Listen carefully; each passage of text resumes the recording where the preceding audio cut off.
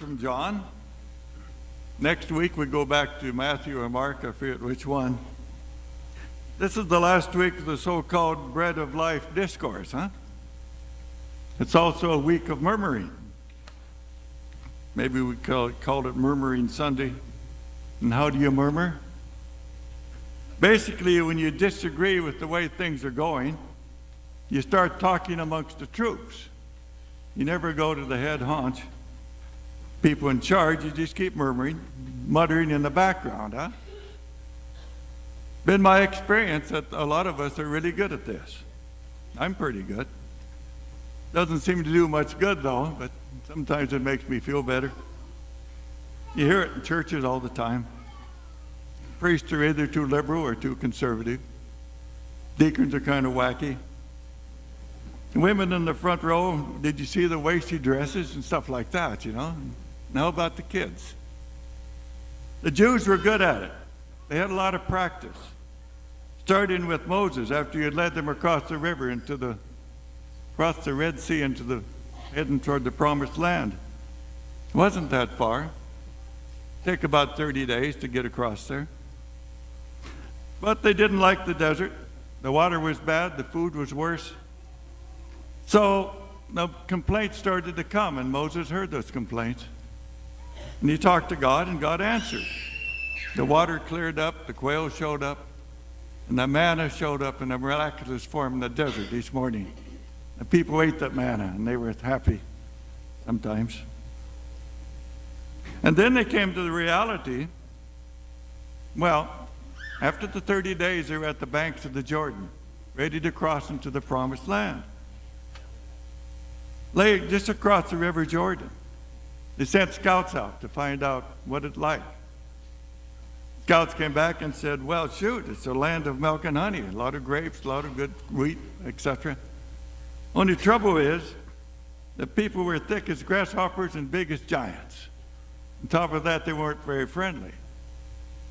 So the people panicked, they did. Said, we don't want to cross that river. Too dangerous. We can't go to the promised land. So God told Moses, take them back to the desert and keep them there for 40 years until this generation dies, and you bring back their descendants, and then we'll see what happens. And so he did. 40 years, Moses brought them back. Then he takes off at the hills because he couldn't cross over. Joshua took over. Joshua is another way of saying Jesus, Jehoshua, you know. Joshua was related to Moses somehow. And he gives them a talk before they cross the river. Says, he gave them a choice. He said, you can either stick with the gods, or really you can embrace the gods on the other side of the river.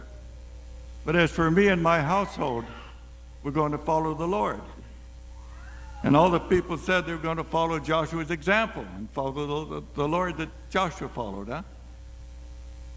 Now the cynic might say that people didn't want to go back in the desert again, but that's the cynic way. So you fast forward 1,200 years, and there's another decision people had to make. Jesus had fed the 5,000 with miraculous bread from heaven, huh? They wanted to make him king. And so he hid from them. He didn't want to be part of that mentality. They went after him and found him. And he said, you're not here because for me, but you like the bread from heaven. You were all excited about this bread that showed up. And he said, it wasn't Moses who gave the bread. It was God who gave bread on their way to the promised land. And then he says, I am the bread from heaven. And then the complaining and the muttering started in full force. Shoot, we know where he comes from. If it surely wasn't heaven, I think someplace like Nazareth, Bethlehem, it wasn't heaven. And they said he doesn't know what he's talking about. Jesus ups the ante and he says, well, the bread that I give is my flesh. If you do not eat my flesh and drink my blood, you will have no life within you. They're tough words, impossible words, particularly for a devout Jew to drink blood, huh? It's amazing they didn't try to throw him off the nearest cliff. Many of them listened to the people around them, and they took off. They refused to follow him anymore. Scripture this morning said, many of his disciples broke away and would not remain in his company. Now, for some strange reason, this is John 6:66. I don't think it's by chance that the numbering comes to that effect. So Jesus turned to those who remained and said, you going to leave also, Peter? Talking to the 12, really. Just like Joshua talked to the 12 tribes. Jesus talked to the 12 apostles. And Peter said, no, you have the words of eternal life. You are the Holy One of God. And so his large group of followers become smaller. But they persevere. And they continue north into our rendezvous up there on a little hill called Golgotha, on the outskirts of Jerusalem. The night before, on the Thursday we call Holy, Jesus calls the 12 for the Last Supper. He breaks the bread and says, this is my body. He drinks from the cup and says, this is my blood. And they do this in remembrance of me. And the impossible thing that wasn't possible became possible. We've been echoing these words for the last 2,000 years. The priests have been saying them at the institution of the Eucharist. And it continues to happen 2,000 years later. That's why we're here this morning. And that's a good thing, you know.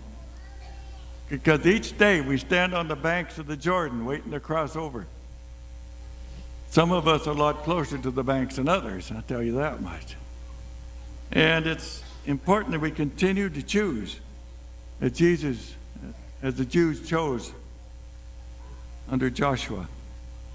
The murmuring and the bickering that sometimes happen in churches are a distraction once we fully realize the incredible gift that's been given to each and every one of us.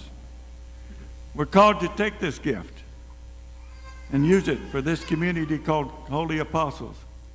We're called to take this gift and take it out to the world around us and make a difference in the world. We're called to love and forgive and to know beyond a doubt that this God has given us a tremendous gift. And we use it enthusiastically, huh? That's why we're here this morning. Praise God.